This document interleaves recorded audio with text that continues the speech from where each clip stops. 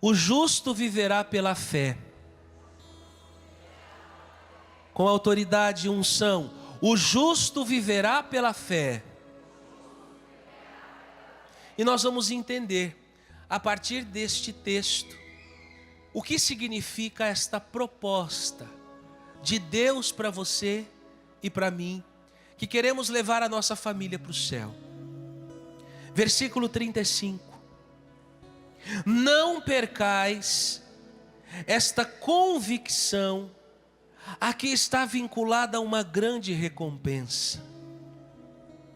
Pois vos é necessária perseverança, para fazerdes a vontade de Deus, e alcançardes os bens prometidos.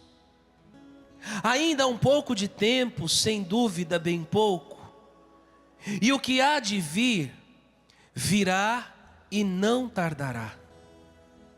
Meu justo viverá pela fé, porém, se ele desfalecer, meu coração já não se agradará dele. Não somos absolutamente de perder o ânimo para a nossa ruína, somos de manter a fé para a nossa salvação. Bata no seu peito e diga: eu não sou de perder o ânimo. Eu sou um guerreiro. E se você é mulher, você é guerreira. Guerreiro, homem, guerreira, mulher. De novo, não somos de perder o ânimo. Eu sou um guerreiro. Vou manter a fé para a minha salvação, e para a salvação da minha casa, e para a salvação da minha família. Meus filhos e filhas, quando nós falamos que o justo viverá pela fé, nós precisamos primeiro saber quem é esse justo. E preparando a pregação, fazendo uma análise da palavra justo, ela aparece nas Sagradas Escrituras 187 vezes. 187 vezes aparece nas Sagradas Escrituras a palavra justo.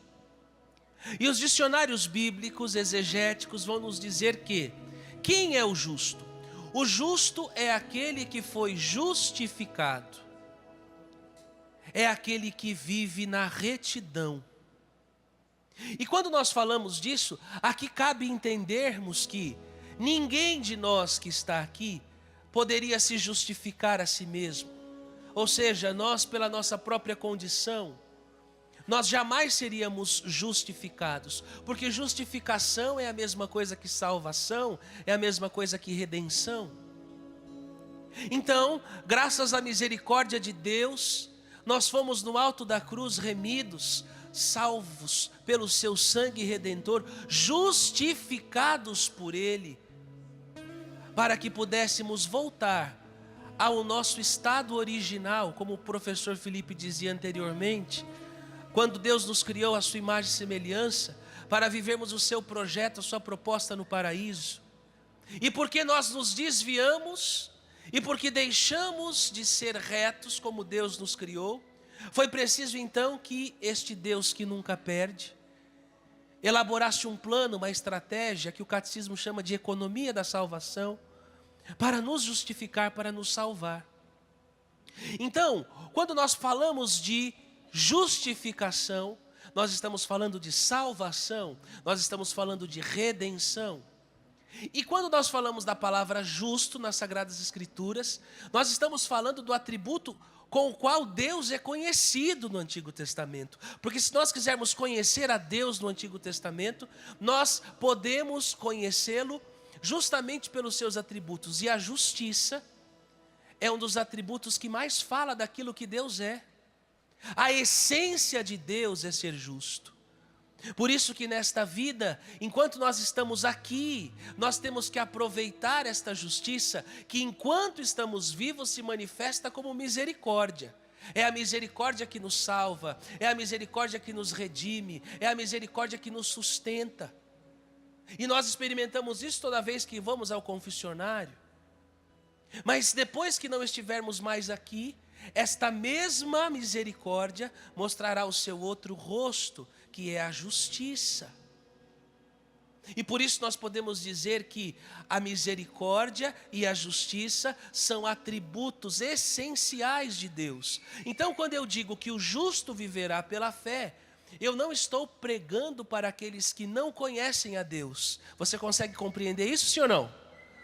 O que eu estou dizendo aqui e o que eu vou pregar, eu não estou pregando para os de fora, eu estou pregando para os de dentro, porque o justo é o que foi justificado, ou seja, o justo é aquele que já conhece a Deus, amém?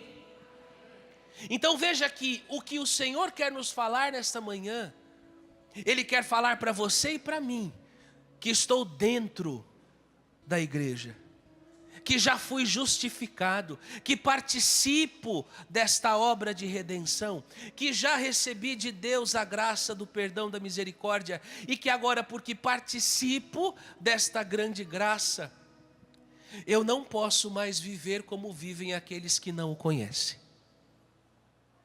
E aqui está a nossa maior luta, a nossa maior batalha. Nós estamos vivendo o tempo da...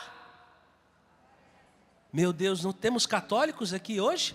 Estamos vivendo o tempo da Quaresma. E o tempo da Quaresma, qual é o grande apelo da igreja?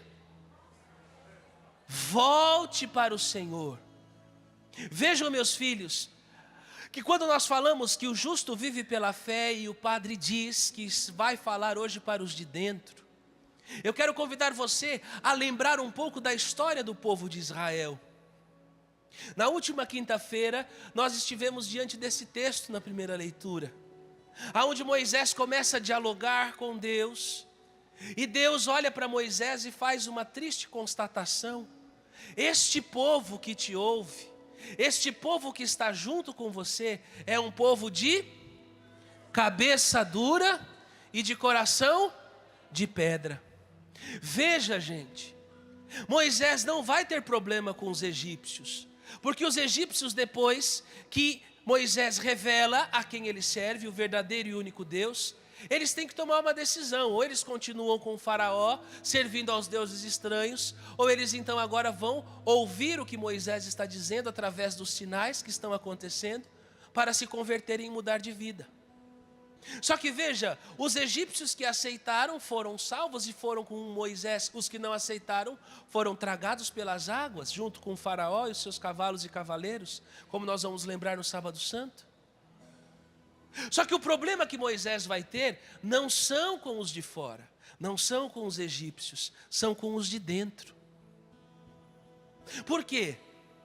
Porque facilmente nós nos esquecemos a quem nós servimos. E porque nos esquecemos a quem nós servimos, automaticamente a nossa conduta de vida, o modo vivendi, como nós vamos viver, o que nós vamos praticar, estará intimamente ligado com aquilo que nós acreditamos. Por isso que o professor Felipe falava tão sabiamente na primeira pregação, que nós precisamos resgatar a fé e o seu genuíno valor, porque é justamente aquilo que nós cremos que vai determinar a maneira como nós vivemos. Então, se você quiser saber em quem ou em que alguém acredita, você olhe para a vida desta pessoa e você vai poder dizer: este daí acredita nisto. Portanto, nós que somos cristãos e estamos dentro da igreja, e por isso que o Padre está dizendo que ele vai falar para os que estão dentro, nós não podemos, depois de termos sido justificados, salvos pelo Senhor, viver a nossa vida de qualquer modo, viver a nossa vida como vivem aqueles que não conhecem a Deus. Por isso que a palavra que nós acabamos de ler vai dizer: o justo viverá pela fé, ou seja, ele vai ser sustentado, ele vai ser conduzido, as suas escolhas, a sua conduta não será baseada naquilo que ele sente, mas naquilo que ele crê. E aí nós conseguimos ver perfeitamente, olhando a história do povo de Israel, olhando a história dos homens e mulheres da Bíblia, nós vamos perceber justamente a diferença do tratamento de Deus para com aquele que é ímpio e aquele que é justo. E por isso que a palavra de hoje nos faz uma grande exortação. Mais uma vez, não percais esta convicção, aqui está vinculada a uma grande recompensa. Que recompensa é esta? Que o autor sagrado está dizendo para nós, não perca a sua convicção. O que é esta convicção?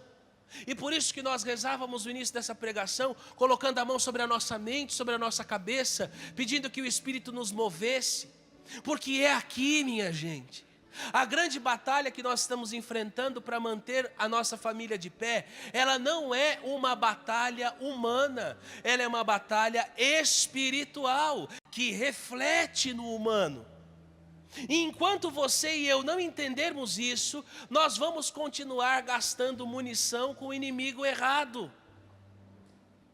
Por isso que para manter a sua família em pé, a primeira coisa que nós precisamos resgatar, e louvado seja Deus que este Kairos tem como tema a fé, porque o nosso povo está se perdendo hoje, como já disse Amós, não é porque não quer Deus, o nosso povo quer Deus, nunca se falou tanto de Deus como nos dias de hoje.